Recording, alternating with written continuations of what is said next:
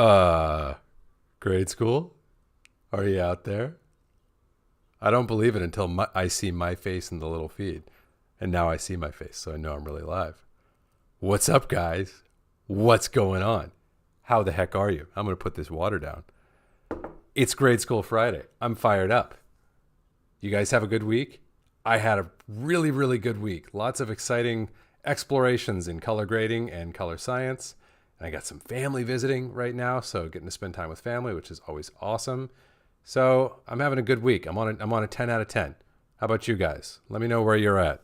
How's your week going? My buddy Rafa's here with me. How's your week, Rafa? Scale of 1 to 10. Give it to me straight, dude. I'd say an 8. Solid. And only 2 points are left because I have to rewatch your color science class. Okay. Leaving some room in the tank for things to get even better. Yeah, Yeah, basically. we got to figure out how to get some chapter markers or something on those longer classes. Rafa is talking, for any of you guys who don't know, about my creative color science courses that I've taught that we had so much fun during, and I'm really, really proud of. But man, if you weren't there live, that's 18 hours to go through. And I know some of you guys probably who are even here today have gone through there. So, like, full salute. That's a lot of content to wade through, especially because, as you guys here on Grade School know, I tend to go off on interesting tangents, but certainly tangents. So hats off to you, Rafa, and anyone else who's slogging through those 18 or 36 hours, I guess, of content, because there was 2 rounds of it, right? Cool, guys. Well, as you know, it's a freestyle week. We haven't done a freestyle week in a while. I love the freestyle format. I really like our new format that we're in of doing a pre-recorded video, trying to keep it short and sweet, and then getting to explore the same subject in a deeper context on the following Friday. But this is a fun change of pace. Glad to be doing this with you guys. So I'm excited. I am very curious to hear what everybody is thinking about and puzzling over and working on. And of course, as the title of our grade school today indicates, AMA, anything is fair game. So let's get into it. We have any questions, Rafa, that we should jump into? We have a ton of questions already. Let's start by this one. How do you anticipate the new ARRI 35 17 stops of dynamic range to impact workflows and professional images? Will the standard still be to replicate a filming look or something more like HLG?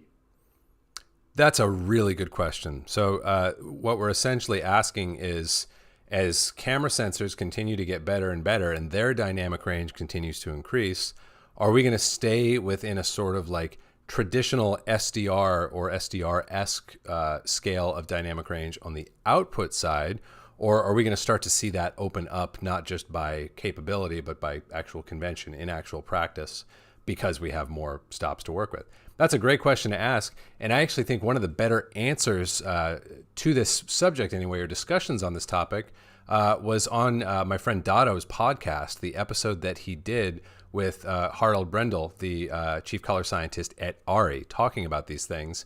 And in particular, he made some comments that I thought were really, really good about the increased dynamic range and about the fact that it's not just about having a little more information up there so that, oh, now I can see, like, the core of the sun when I'm aiming a camera out a window and shooting an interview. Those things can be interesting in terms of like, oh, how much are you holding so that you can reproduce it?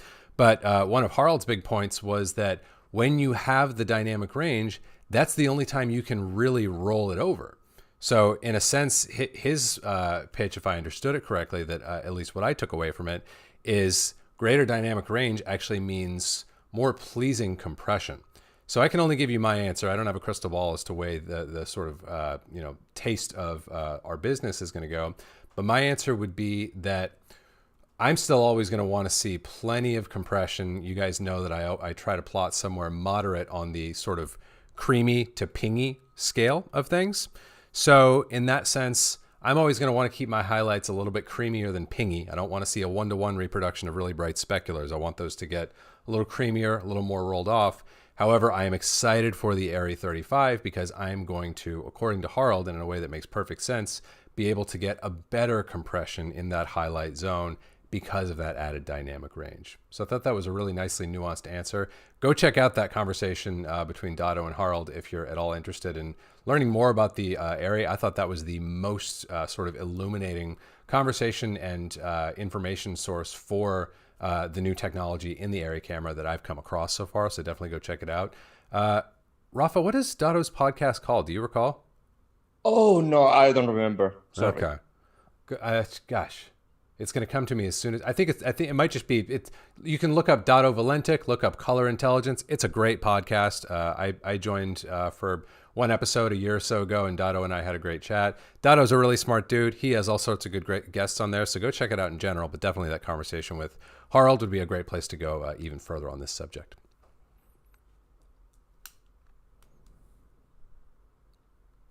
Okay, next question. Any advice for grading an animated series like Arcane on Netflix? Any pitfalls or a different workflow?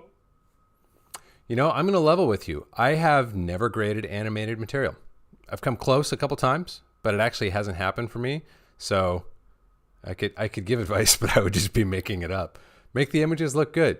I would say like the advice I can give you is anytime I have found myself working in a new medium or mode. So maybe that's HDR, maybe that's your first nonfiction piece, maybe that's your first commercial. I have found that I tend to be too quick to sort of downplay or underestimate my thumbprint. So what I would say is if you've been hired to grade an animated series, whether you've done 1 or 5 or none, then your creative thumbprint is what matters, of course, in collaboration with your client. But don't downplay that and don't let anyone talk over you because you're new to that medium. You're an image maker. You're an image manipulator. You understand how to do that. So trust that. Even though you're in a new medium, you know how to do that. And if something bothers you or if there's something you want that you're not yet seeing, let that itch bug you and find a solution that really works for you. Because anytime you move into that new medium or mode, there are probably going to be voices that say, well, you see, Cullen, when you're working in animation, you really can't do this, or you really have to do that. And that may be well-intended advice, and it may even be good advice in some cases when you get it, but it may also be completely useless or meaningless advice. I used to get that all the time with HDR.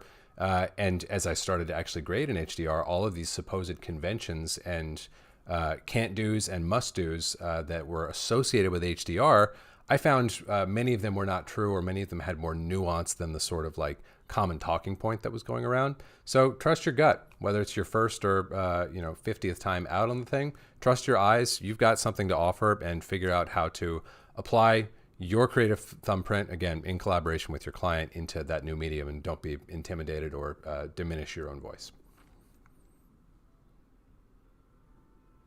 Okay, question from Alex. As a colorist for cinematic projects that are likely to end up online, especially in YouTube, how do you negotiate YouTube's inevitable compression artifacting in the dark or dim areas?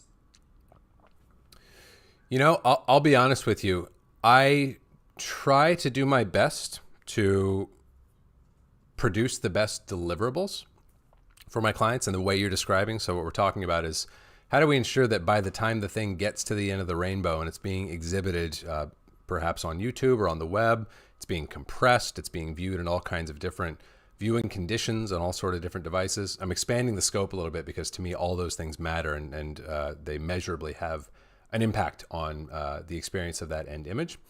I care about those things, and I try to offer guidance and best practice, and I try to do what I can to ensure a consistent reproduction that aligns with the creative intent of what we signed off on in the room.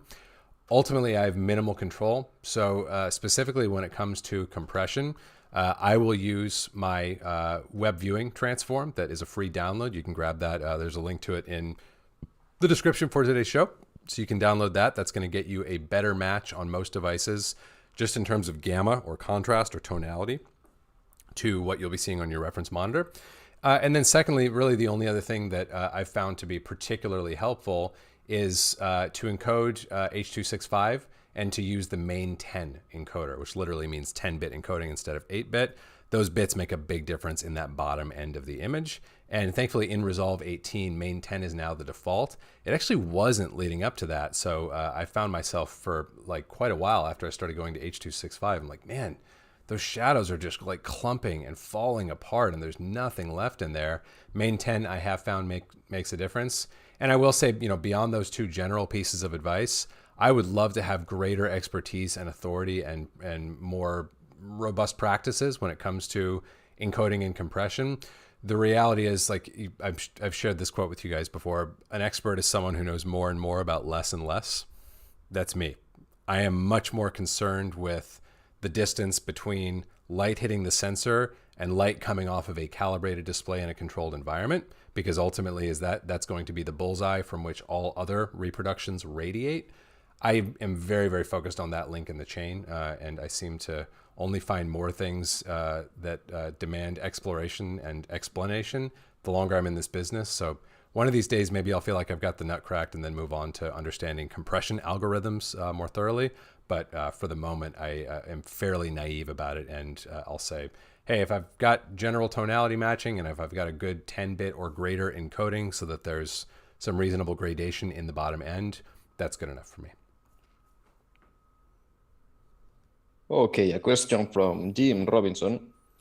Any tips on shot matching? For example, techniques, scope display? Yeah, shot matching. That's a topic I've been wanting to dive back into. I think we might even do a pre-recorded video on that soon. But in general, shot matching, some of this I may be repeating and you guys may have heard before, but I've been operating out of the same playbook for a while now when it comes to shot matching.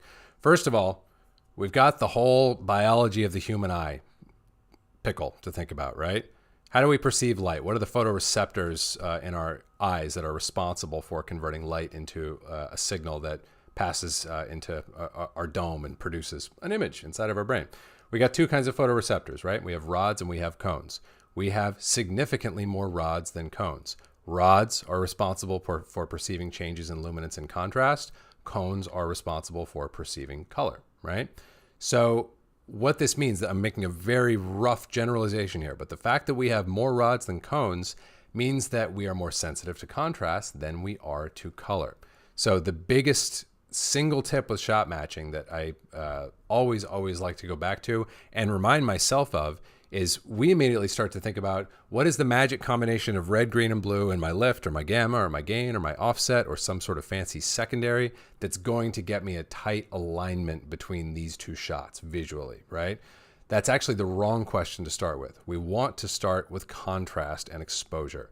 If you can get exposure sitting in a matching position between two or more shots, and then you can do the same exercise with contrast ratio, so it feels roughly like these shadows that overlap between those two shots, the highlights, the midtones, etc., those somewhat align, you're way more than halfway done with matching. Conversely, if you get that wrong, if you overlook it, if you skip past it, you can noodle with your trackballs all day, lift, gamma, gain, offset, HDR wheels, whatever you want to do, and you're never going to get what you're looking for because it's an issue of contrast and not of color. So that's the first thing that I think about when I'm thinking about color balance. Go back to actually getting your exposure and your contrast really, really dialed in. And then color balance becomes relatively easy, especially when you bear in mind that for your eye as a colorist, especially if you're a good colorist like Jim, we're always going to see more than the end viewer does. And we're always going to feel like, yeah, but just the overall sort of like initial hit that I get from that image, it feels a little warmer or a little cooler or a little yellower or a little redder or whatever. You do your best to massage those things. Use the principles from my book, The Colorist 10 Commandments. Think broadly, think softly, macro beats micro. You do your best with those things, but you also accept, if I nail contrast and exposure, if those things are truly well aligned and there's some kind of overlap between the two different signal masses in my vector scope, you're probably good. Like, you will usually want to go further than that. Your client may want you to go further than that. You may have time and budget to go further than that. And that's really where color grading gets fun, is when you're attending to that nuance. But I also think it's helpful to recognize that, like, that's a reasonable exit to take off of the highway of the color grade at that point. That is enough for most end viewers to have their focus directed in the proper direction, as opposed to, being distracted by what you're doing in your grade. Of course, you want to go further, but if you can't, it's not like you didn't show up for work that day. That's probably some repeated stuff, but it's the same stuff that I repeat to myself and remind myself of all the time, because balance is one of those things that will just turn your head upside down trying to figure out how to get these two shots to feel like they flow. By the way, thanks Real Chicago, because he said in the comments that the podcast from Daro is called Colorist Meetup. I probably should have remembered that one. That's not exactly complicated, is it? No, it's super easy. Yep. A question completely stolen from Mix and Light. Can you share something new you've learned recently? Ooh. I am learning a lot recently. I'll give you guys a lesson that I learned this week that, like, this is on the more color science side of things, but it's a lesson that, to be honest with you, I never understood. If you have this kind of pertains to HDR, or to peak luminance of a display. If you have a display with a peak luminance of 100 nits, so say like a normal SDR display, let's call it a reference display, like my one over to my right here. If you have that display, and then you have another display with a peak measured luminance of, say, 200 nits, and those displays have the same like gamma curve to them, so they reproduce a linear input along the same curve. It's a gamma 2.4 in both cases. The 200 nit image is going to literally just effectively be exposed up by one stop. That's the whole difference. All the fun stuff that we get with something like Dolby or with mastering HDR, where I say, oh, I'm going to master 1,000 instead of 700, or I'm going to put my speed limit at 500. And the assumption, or the thing that I've always taken for granted, that like, well, yeah, but middle gray shouldn't move. I should still have the body of my image in a sensible position. That's actually something that has to be imposed in an image pipeline. That is not something that is innate of the varying peak luminance of different displays. We have to actually target not only the gamma and not only the peak luminance of whatever display we are mastering for, but we have to target where we want mid-gray to rest within the context of that particular display's dynamic range. That is a lot to throw at you guys for a sort of like unsolicited bit of color science geekery, but that's what I learned this week. I actually never knew that before. I don't know what I thought. I think I naively expected that, well, if I crank a display from 100 to 200, or if it's a 500 nit display and I drop it down to 250, the body of my image will stay relatively static, and I'm simply going to be rolling over my highlights a bit more. That's not true at all, and I learned that the hard way with a project that I'll share with you guys as soon as I'm able to do that. But that's my geeky color science lesson for the week.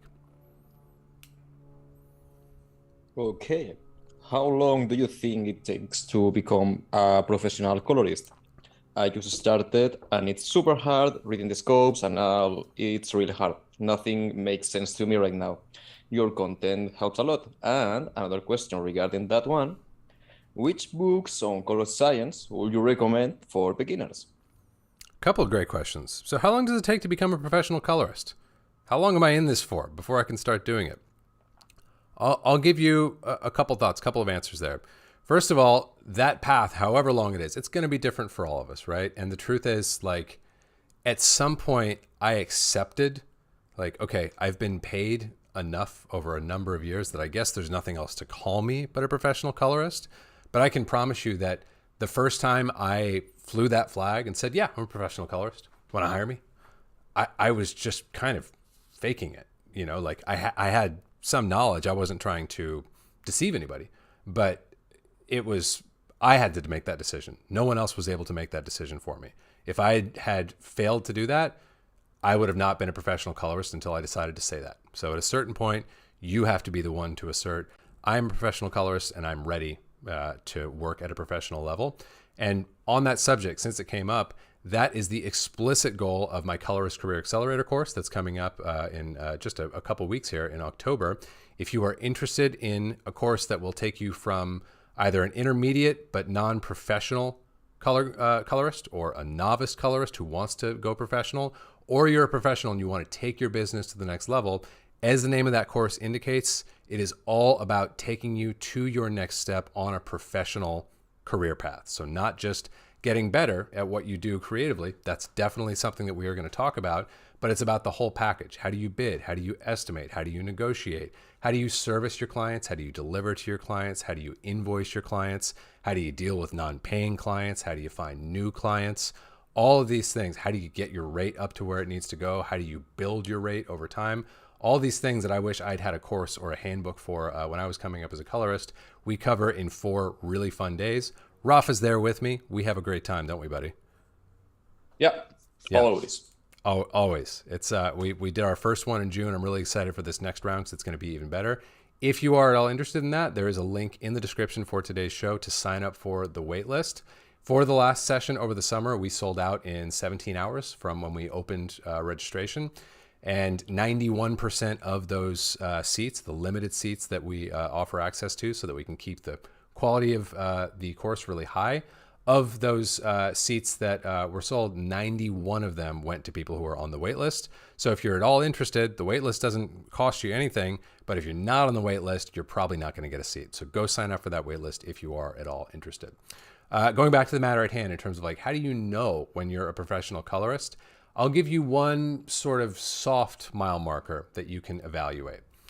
First of all, you're going to have to start color grading for people before you feel you are a professional colorist, as I said a moment ago. So charge people little money, charge people no money, tell them, hey, I'm not ready for prime time yet, but I want to get my at-bats and I'm really passionate about this and I know I can do a better job for you than you'll do by using Lumetri in Premiere or something. There's always someone who you can add value to. What you know today is more than what someone else knows who's going to need their images mastered. So find that person and start working. You can call it professional, you can call it something else if you want, but you're going to have to start working with filmmakers. Okay? That's principle number 1. Principle number 2, one day will come. You will start to do that. You'll do 2, you'll do 3, you'll do 4, you'll end up with a dozen, you'll end up with however many of these projects that you do, and a magic day will come when you will have a session coming up and you will be more excited about what you're going to do with that client and that material live in the room than you are nervous that you're going to be stumped. That's a soft sort of metric or mile marker to apply, but I think that's a pretty good one. I still get nervous going into sessions. The only difference is that I don't notice all that much because I'm in a very fortunate position to work with really good clients. I've got plenty of experience. And my anxiety or my nerves about, oh, what if I'm asked to do something, I don't know how to do it, it tends to be overshadowed because I'm just so damned excited about what we're going to be doing together. And a big part of that excitement comes from my experience and my confidence in what I'm doing. So that's a pretty reasonable thing to look for, to say like, hey, the first time you feel more excited than you do nervous, that could be one good indicator that you are truly a professional colorist and it's time to start calling yourself that. But in general, you're going to be the one to decide. So figure out what it means to you, figure out what your metric is going to be. And then when you're ready, you start calling yourself that and don't expect anyone else to agree with you at first. You're probably going to have to fly that flag solo for a bit before people get the message. And again, these are all things, topics, philosophies, ideas that we cover in greater depth in the Colorist Career Accelerator coming up. Go check out that waitlist. Books for getting into color science. Here's the challenge with color science. Color science is sort of like saying physics. It's a big field with like dozens and dozens and dozens of sub-focuses and sub-fields. So saying you want to get into color science, that could mean that you want to get into compression algorithms, like we were talking about before. Do you know how much I know about compression algorithms? Nothing. Though I am a color scientist, and a big part of my business is providing color science as a service to various clients. And of course, my color science work supports the color grading business that I run here at Cullen Kelly Color. So there's all these different areas of focus. And for that reason, you want to narrow your lens a little bit and figure out, well, what area of color science do I wish to focus on? You can take a look at human perception. You can take a look at imaging pipelines. You can take a look at the way, for example, that traditional photochemical systems achieve the magic trick of showing an image to a photosensitive medium and then getting an image that meaningfully represents what was shown to that medium back out on another display medium. You could look at the, legacy and the tradition of a photochemical system and get a better grasp of that. There's all these different subcategories, and there's no wrong direction to go. I just think not picking one is not the best thing. So pick something that interests you. For me, it started like the sweater thread that I kind of pulled on that led me to where I am today was color management. I got into ACES fairly early on in its introduction to our industry, and I just sort of like was into it from the beginning. I was like, this idea, whether or not ACES is the only implementation, this idea of a scene-referred workflow and a properly pipelined image, I can just tell this is where the industry needs to go. And through understanding color management, I started to understand tone curves. I started to understand function plotting. I started to understand 3x3 matrices. Then I started to understand more complex matrices. Then I started to understand 3D LUTs. Then I started to get curious about like, oh, what if I wanted to code these things and make some DCTLs that allow me to implement my own math?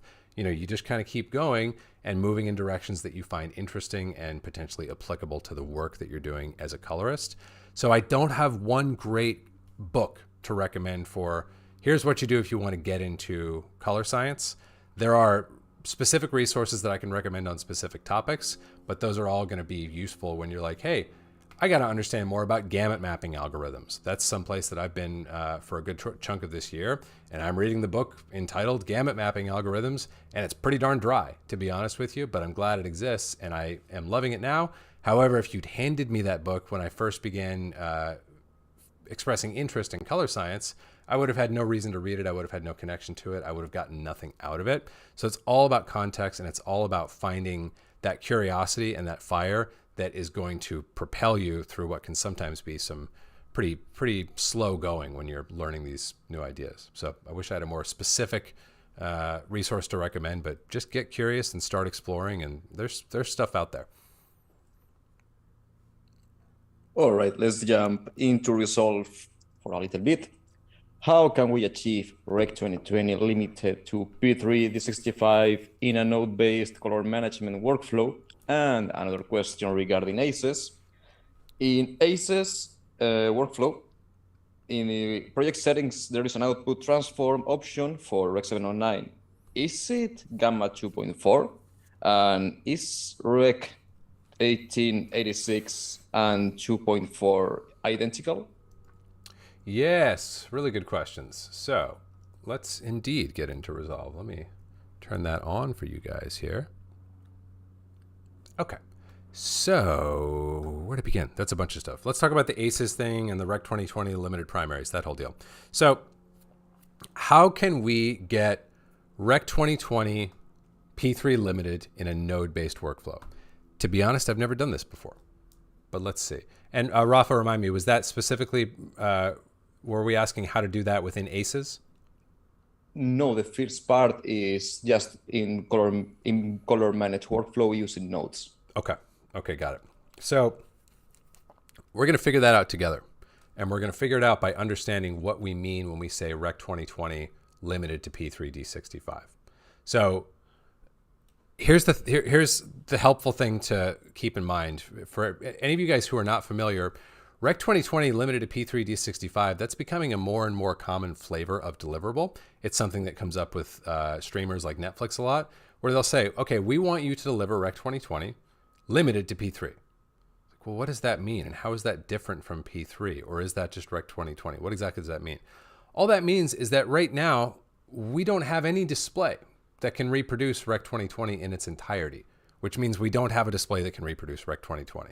That's something else, just a side note. I've probably mentioned this before, but saying that my display hits 60% or 70% or 97% of a particular gamut, that's like saying that I trained to leap my motorbike over the Grand Canyon, and I made it 97% of the way there.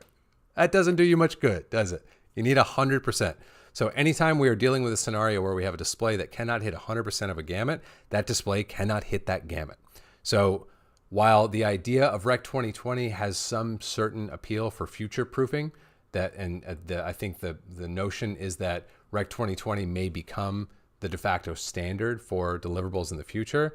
The reality is if we target Rec 2020 with our color management, we're not going to be seeing the full image because our display can't reproduce Rec 2020. So the idea with limiting that to P3 D65 is to say that we're going to clip at the edge of P3 D65 because my display can handle that. And on many monitors, you can actually, you would need to have an equivalent setting teed up in your monitor to say, hey, what I'm going to send you is Rec 2020. However, you don't need to look beyond the bounds of P3 within Rec 2020. Okay, so that's just sort of a philosophical thing. It's kind of slippery. That took me a while to understand. So if that's your first time hearing that explanation, or you're not quite following along yet, don't feel bad. It's rather complicated.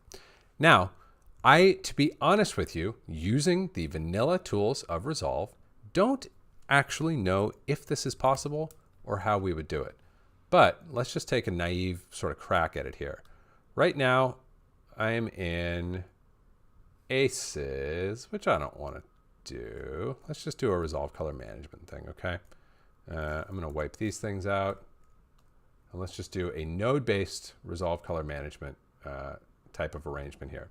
This is the same color management framework that I demo in the DaVinci Wide Gamut Workflows series that is available here on the channel. So we are going to do... I'm still getting used to Resolve 18 here. There we go. I finally got all my power grades in anyway. So we're going to go log C to DaVinci Wide Gamut as our input. And then on the output, I'm currently going DaVinci Wide Gamut to Rec 709. But we're going to tweak this a little bit. So the first step in getting P3 limited Rec 2020 is to get P3. Because that's really what we're doing, is we are mastering for P3 just inside of a different container. So my notion here is if I target, not Panasonic, but say P3 D65, I'm going to do a really common flavor of HDR deliverable here. We're going to say ST2084 luminance mapping with a max output of 1000. Okay, this would actually be if I had a monitor that was set up for P3 D65 ST2084 1000 nit. This would be all I needed, and this would be great. The question is, if we need to do a deliverable and we have a monitor that is set up to expect Rec 2020 limited to P3 primaries.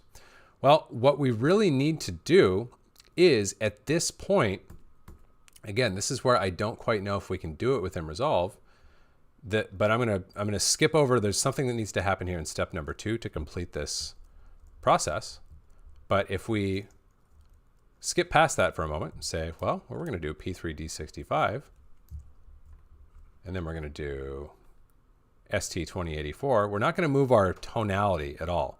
So input and output gamma are both going to be ST2084, which means nothing will happen to the tonality. Turn my tone mapping off, turn my gamut mapping off.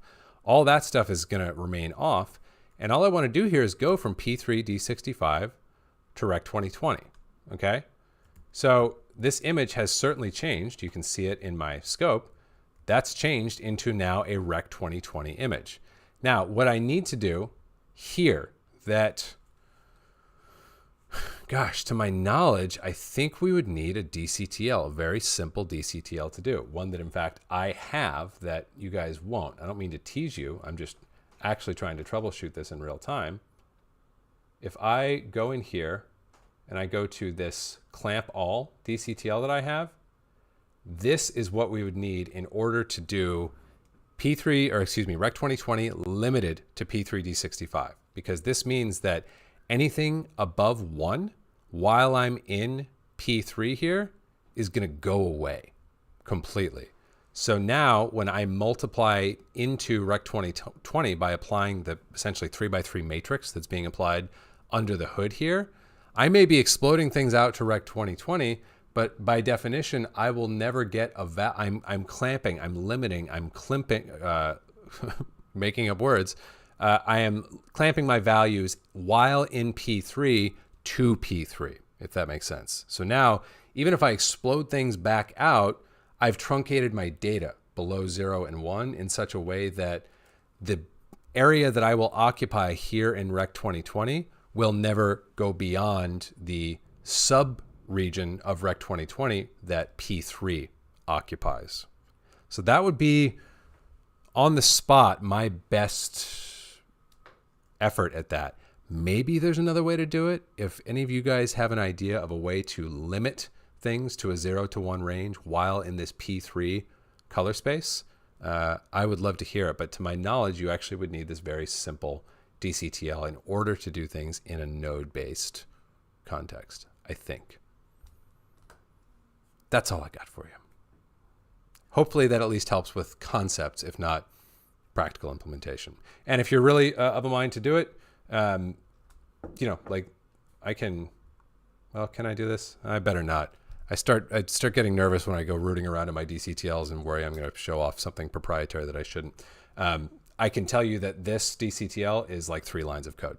It's literally RGB equals, there's actually a command called saturate F within DCTL saying RGB equals saturate F of RGB and doing that for the red, the green, and the blue channel. And then I'm returning that value and that's it. And literally just saying, keep everything between 0 and 1 as is. If it's less than 0, it's 0. If it's more than 1, it's 1. That's the whole procedure for that clamping algorithm. It just so happens that, to my knowledge, there's no clamping algorithm innate to resolve. Okay, let's go to clients. How does one create a color reel if you don't have any footage to work with? Or how do you get clients when you don't have that many projects to show on social media, for example? Yeah. Yep. You guys, these are really good questions. These are the big questions of building a professional color grading practice, aren't they? First of all, first thing I will mention again, this is the exact stuff. These are the most difficult questions to answer when you're trying to build a professional color grading practice. I struggled with these for the entire early part of my career. These are all things, again, that the Colorist Career Accelerator is aimed at accelerating for you. So one of the things that you will get when you sign up for the Colorist Career Accelerator is a professionally shot fiction short film that was really shot by real filmmakers. It's not stock footage. It's an actual really well shot movie that you not only can practice on, but you can use excerpts of in your reel to show off your skill, to show off what you can do, because it's a huge problem. If you don't have anything, what do you do? Something that I've talked about here on the channel before is you build that slowly. So if you have one shot, if you have 3 shots that you're really proud of and your reel is 15 seconds long, that's fine. The biggest thing I would say is when you're early on in your career, whether you're talking to clients or you're trying to attract clients with a reel, don't front, don't lie, don't deceive, don't try to make people think that you're Jill Bogdanowitz. It's not going to work. They're gonna know the difference. Just be honest. Say like, look, I'm really early on in my career, but sell them on what you do have. Say like, boy, do I care about this a lot. I might care about this more than if you go and hire Cullen because I have more skin in the game. I need to succeed at this because if I don't, my business fails. It falls on its face. That's something you have over me, for example. So sell yourself on where you are, not on what you think your client might want. Because the reality is if your client wants to go work with some big name established colorist and they want to pay that fee, you're not going to be a good fit for them anyway. Say best case scenario, you trick them, you land the work. It's not going to work out. It's not going to go well. So be honest with yourself and with your clients about where you're at. That's a contagious energy, especially if you do it with good energy and with enthusiasm. And you say, yeah, I'm brand new to this, but I've been learning so much. I'm so excited about this. I learned from this crazy guy on YouTube who seems to know what he's talking about. He seems to have been in the business for a while, and I'm so deeply passionate about it, and I would love to collaborate with you. I'll do it for free. I'll do it for, like a lower rate. You can trade on those kind of things. So those are a couple of initial ideas for you. But again, I would say if you're really serious about compellingly and quickly answering those questions for yourself, go get on that wait list for the Colorist Career Accelerator. Get in there with us. It's not going to surprise you to learn that going for 4 days back to back for 4 hours a day, talking about nothing but this topic is different than a freestyle grade school where we might get to spend a few minutes on it. It's a different venue. It's a different level of investment. It's a different return on that investment. So if you're really serious about answering that question, get in there. It's the absolute best way to do it. And it really does represent me trying to distill what I had to spend 10 plus years figuring out into 4 days and just leave you armed to the teeth with the things that you need to go out there and succeed at a really high level as a colorist. Okay, another question regarding clients. How do you deal with clients who fall in love with a reference lot they see during the edit stages? For example, a simple 709 conversion, and when they see the actual grade, they freak out. Yeah, that's a real thing. Log love. right? With sound, they have temp love. I have to have that Hans Zimmer score cue that we temped in. Nothing else will do. Same thing can happen with us. Like what we're really asking about is, regardless of the way the image was monitored during production and editorial, people tend to think that is my image, right? So like if we sort of tweak the context back over here in our resolve, when we flick back over to it, let's do DaVinci Wide Gamut back to 709 so that we've got a decent looking image here. And let me just do like, I don't know, I'm just going to quickly do some stock stuff here. I'm not even going to plot middle gray on my creative contrast curve, so you guys can call me a hypocrite for skipping that part that I'm always telling you never to skip, and really don't skip it. Put middle gray in your contrast curve. But if I, start doing stuff and I'm grading and I'm kind of feeling my way to a result that I dig, and the client comes in and they look at it, that's a very common thing. If I've just done this, which to me is like, that's just sort of the beginning of maybe a little bit of character in the image. We really haven't done much. If I do that, but they're used to seeing, let's turn the whole color management stack off, and they're used to seeing that, that's not even as stark of an example if you could have, if they're actually used to seeing like the log. That's really bad. But even if it's as simple as like, oh, well, we've been monitoring this and now you're showing me that, and now I'm only going to go further from there.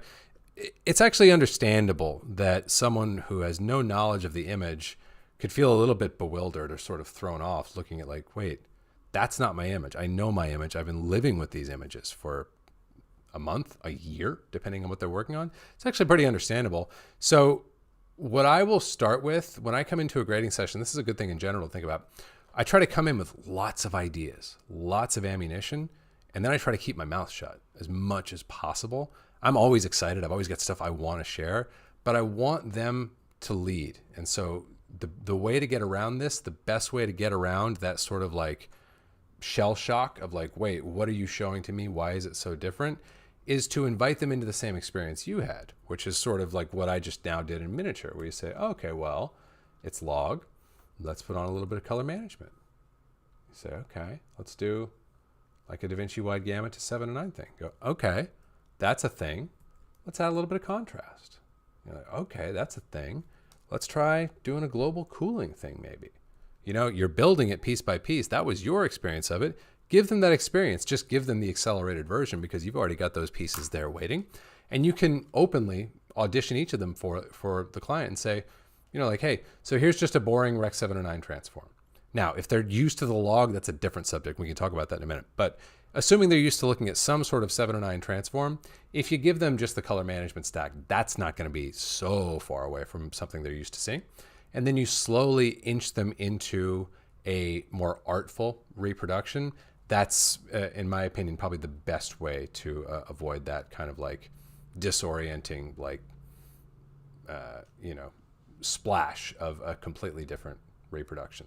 Now, last thing that I will address here is the log thing, because that thankfully seems to be coming up less and less these days, but it does come up where a client will be like, no, like if they edited with this from here, even if I just apply the manufacturer LUT, forget like color management or like the creative contrast I would want to apply or anything, if they're used to seeing that and I do that, that's a huge change, isn't it? So again, meet them where they are. Like, you may be right, you may have the better image, but you got to invite them into that same journey that you've undergone and not expect them to meet you where you are without taking the same trip. So if that's where they are, this is another one of many of the kind of techniques we're going to talk about in the Colorist Career Accelerator. Do you know what I do when I get a request from a client that I think is wrong, or a direction that I really don't feel is going to lead somewhere good? I say, cool, let's do exactly what you just asked me for. Let's do exactly what you just asked me for. So if they're looking at this image and they say, no, I think that's where I want to start. I say, okay, cool. So what would you like to see? And put it to them. Sooner or later, if you're other than, it's perfect. You're amazing. How did you do that? Other than, it's perfect. You're amazing. How did you do that? a little child inside of me fusses. Goes, but you don't like it? You know, that's an urge that we have to resist because it's not about us feeling good. It's about a collaborative process. So if you silence that little child and you invite them into the same journey that you took as a colorist and that you've taken with their images, that's the best way to gently guide them into a better result that everyone wants, as opposed to you sort of like steamrolling things in the direction that you know is correct, even if no one else agrees with you. That's a problematic attitude, of course. Boy, I talked about that for a lot. What else we got?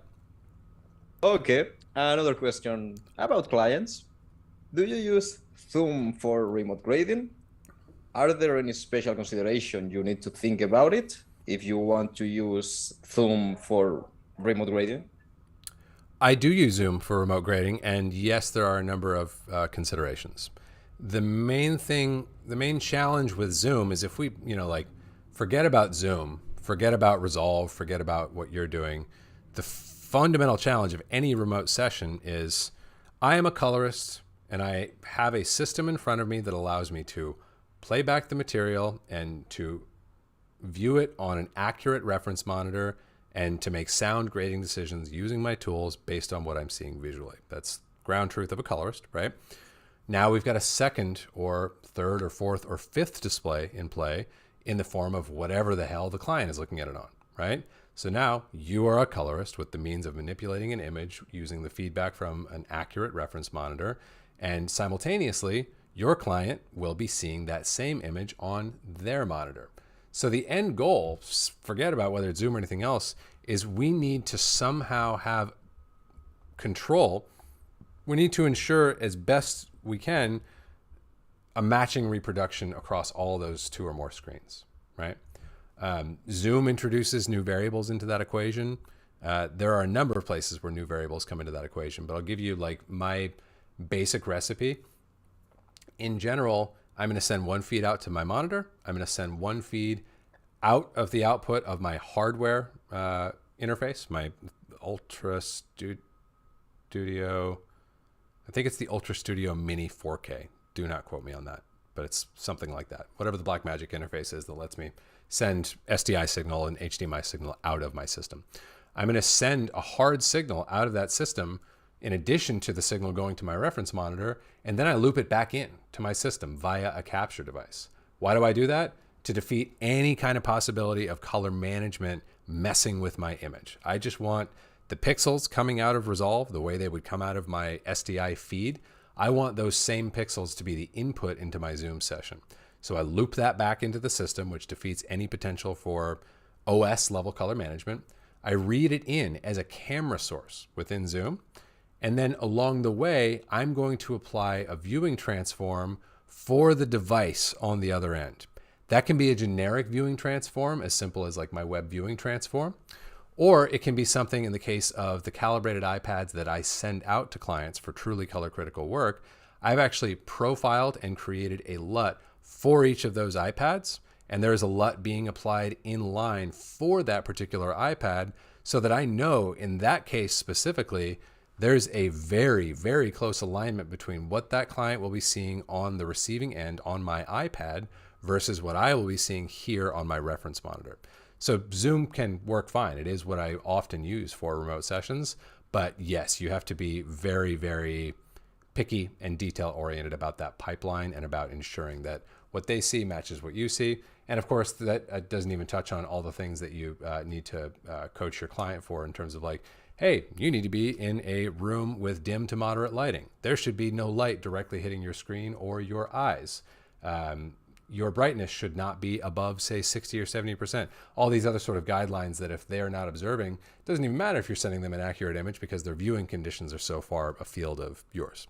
So a couple things to keep in mind there and to guide your establishing of your own workflows and systems for that kind of thing. Okay, let's talk about VFX. What is a viewing LUT for VFX? How to send it properly, and what can I include and what I cannot? What is the best approach to replace VFX stuff with my original footage?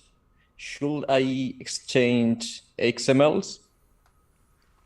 Oh, a bunch of good questions about VFX there. So The first chunk of questions is about viewing LUTs for VFX. How do we generate them? What should we put into them? What can we put into them?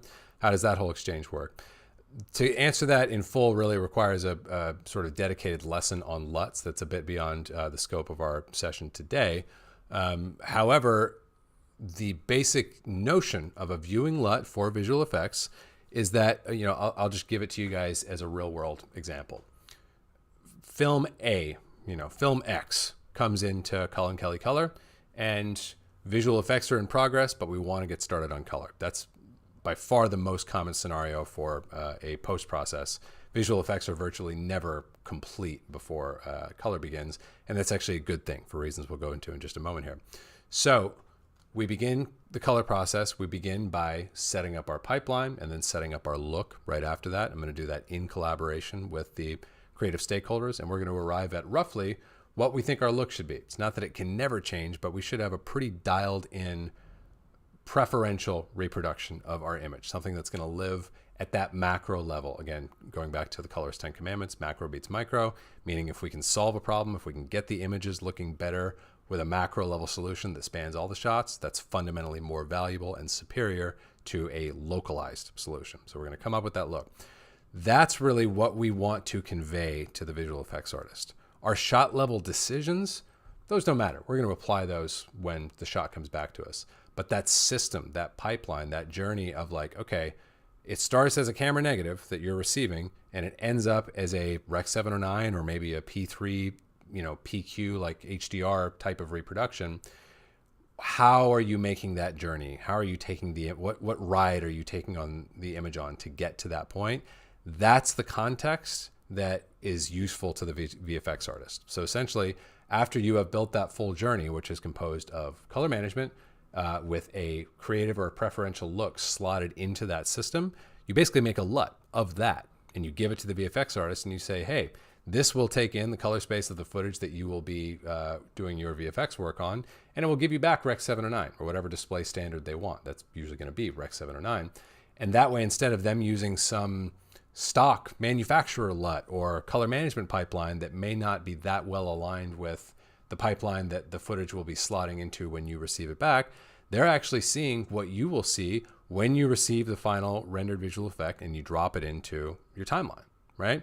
So that gives them the context they need to do their work well, and it avoids that age-old problem of like, well, it may have looked great in visual effects when they were working in log or working under a camera LUT, but when it goes through my system, the seams of the paint job are showing up a little bit, or whatever the case may be. The context of the way we render a scene state image can change how well the visual effects sell or don't sell. So that's what we're trying to do there. We're trying to give them context. And the only real caveat, something else that we've talked about before here in grade school that you want to give to a visual effects artist, I try to accommodate VFX vendors. They have a hard job. I try to make it easy for them. I tell them, hey, you tell me what you need, and I will give you that. So if they want Aces Linear, they get Aces Linear. If they want something else, they can get something else. The only thing that I request is that you got to give me back what I give you. So if I give you ARRI log C, you got to give me back ARRI log C. You can't mess with my color. You can't mess with my color space. There can't be any guesswork. Main reason for that is when you get that back, if you have the original camera asset in the timeline, all you have to do is update that asset and your color grade will hold. And the only thing that will change is the actual visual effect. So devil definitely in the details, lots of details to be navigated there, but that's an overview of the utility and the generation of viewing LUTs for visual effects, as well as the interchange workflow, at least the one that I prefer to use with visual effects artists. Okay, we got time for a couple more. All right. Can you explain EXR workflows? I found that no matter how I receive them from VFX artists, they never grade as well as the raw footage, but it's not even close. Interesting. That sounds to me like an input mapping issue. EXRs should be, you should be able to contain pretty much the entire latitude and color volume of your original image in an EXR. The two sort of like pinch points or areas where I could see that not being the case is if the VFX vendor runs afoul of that caveat I just threw out, they actually move the color space in a way that they shouldn't, or if you're not input mapping that image. That image is almost always going to come in a linear metric or a tone curve, it's got to be input mapped. You have to input map that back into whatever your log working space is. For us as colorists, most of us, if we try to start operating on a linear image, it feels really weird, really unfamiliar, and the results do not look good visually. So those would be my two guesses, the things that I would check on. Is your VFX vendor leaving color space intact? And are you properly input mapping from, say, ACES linear into ACES CCT, or from like some other linear format back into a log grading context that's going to feel more familiar to you and get you better results on the image. But I would definitely say that what you're observing, it doesn't feel even close to the original camera negative. There's a bug somewhere in your system. There's a glitch somewhere in the chain. It should feel very, very, very close to the behavior of your camera negative when it's been properly performed by VFX and properly ingested back into the color grading environment. Okay, a couple of questions here. One from Nathan.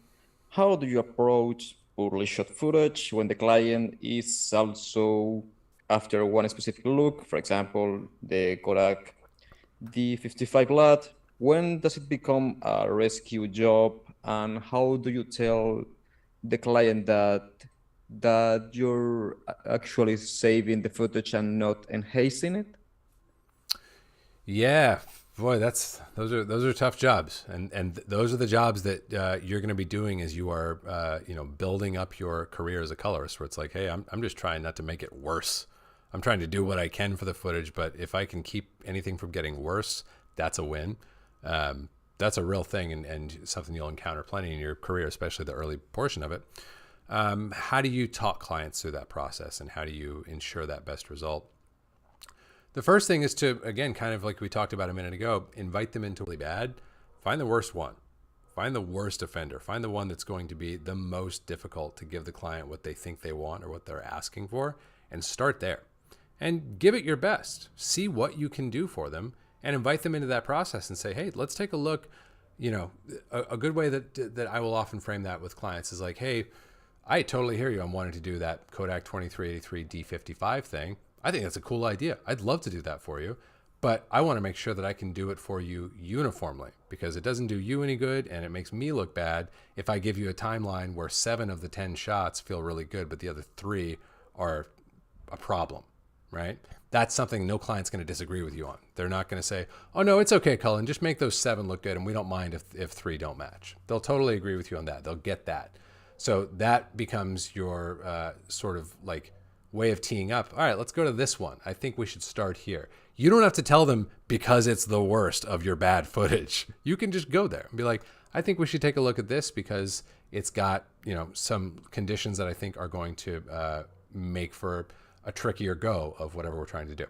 So you go over to that shot and you give it your level best. You give it a try and you let them trust your client. Let them, use their eyes too, and give it your level best. And instead of doing what we tend to do, especially when we're colorists earlier in our career, saying, oh, this isn't working, we have to move on. Just shut up. Just stand there and let the ugly image sit there on your screen. And let the client look at that and let them tell you what they think. Most of the time, I think we have this big fear that in that situation, the client is either going to go, what, are you, an idiot? That looks terrible.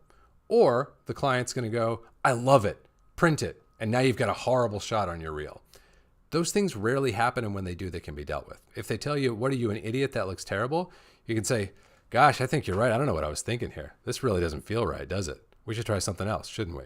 And then you pivot and try something else. And now you might have taken a little bit of an ego bruising, but now it was their idea to abandon that original concept that you were so troubled by, right?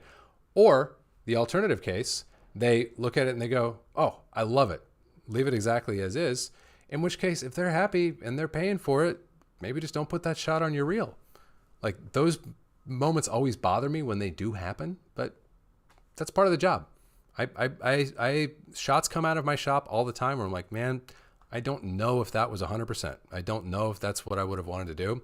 It's a negotiation. It's a collaboration. You're not a dictator. You're not even close. You're a member of the cabinet, So if that happens and they're happy with it, at a certain point, you got to give them what they're asking for, and let that be what it is. Those would be kind of my strategies for dealing with wanting to do something that doesn't quite align with the needs of the footage. Let them lead, let them realize, let them pivot instead of you saying, well, that will never work. There's that old joke. You guys ever heard this about it? This is a joke about editors, but it maybe applies here. Well, let's say, how many editors does it take to screw in a light bulb? Just one, but that'll never work. Because that's the classic editor reply. Anyone ever worked with an editor, or are you perhaps an editor? And someone says, oh, well, I think we should put that scene over here. Or what if we try jump cutting this? Or what if we try going from here to there? Classic editor response, oh, that'll never work. Just try it. Give it a shot. Maybe you'll surprise yourself. Maybe you won't, and the client will see the error of their ways. Maybe it will indeed be terrible, and the client will love it, and that's going to be the work for the day. Those are all scenarios that you can navigate and manage. Okay, we got time for one more, guys. Okay.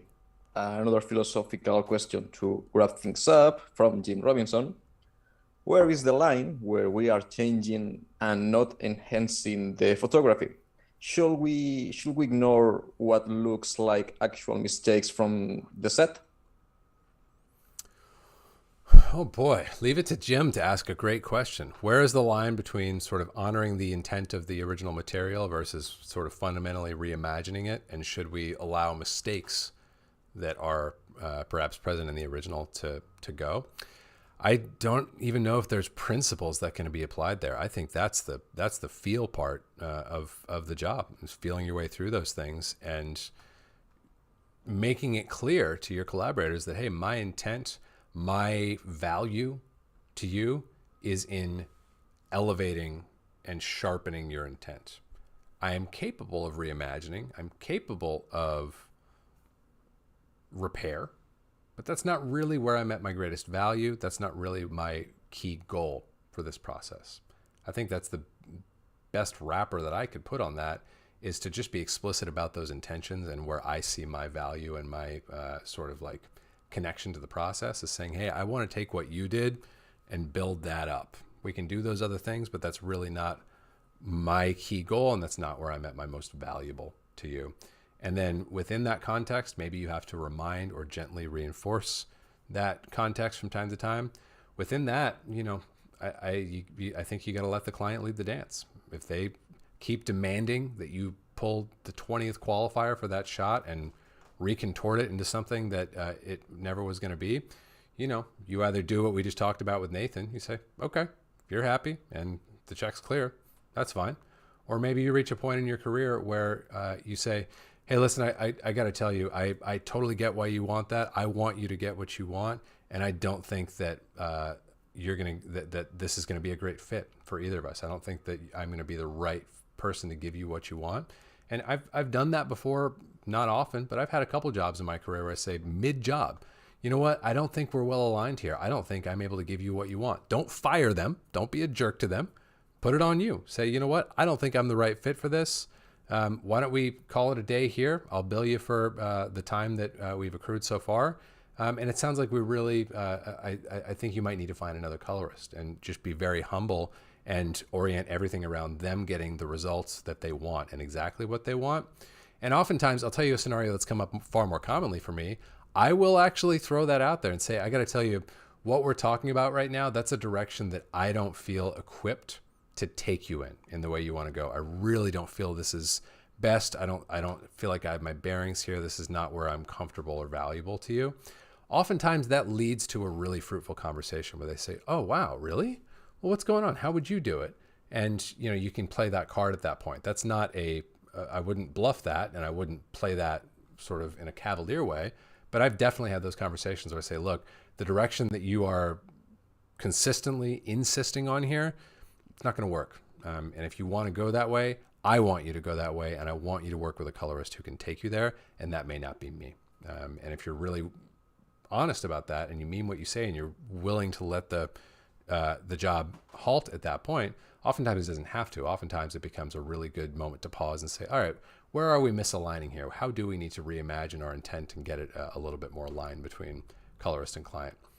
Just a couple of thoughts and ideas there, but that's slippery stuff. And if you've got it cracked better than me, Jim, you gotta let me know, dude. It's tough going sometimes, isn't it?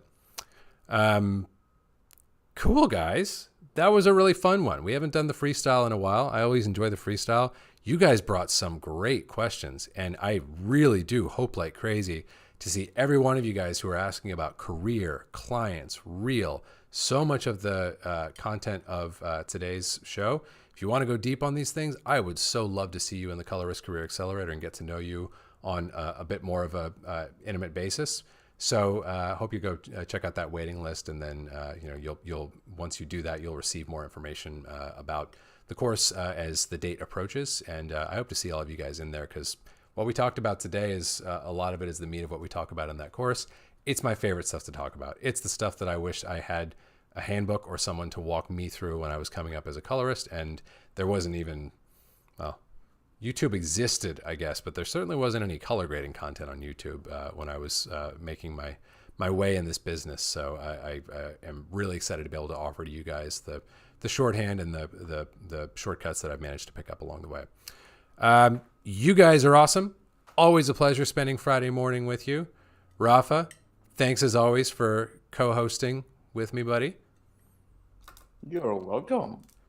And I hope you guys all have a great weekend, a great week next week. We'll be back with a pre-recorded video and a themed grade school like we normally do next Friday.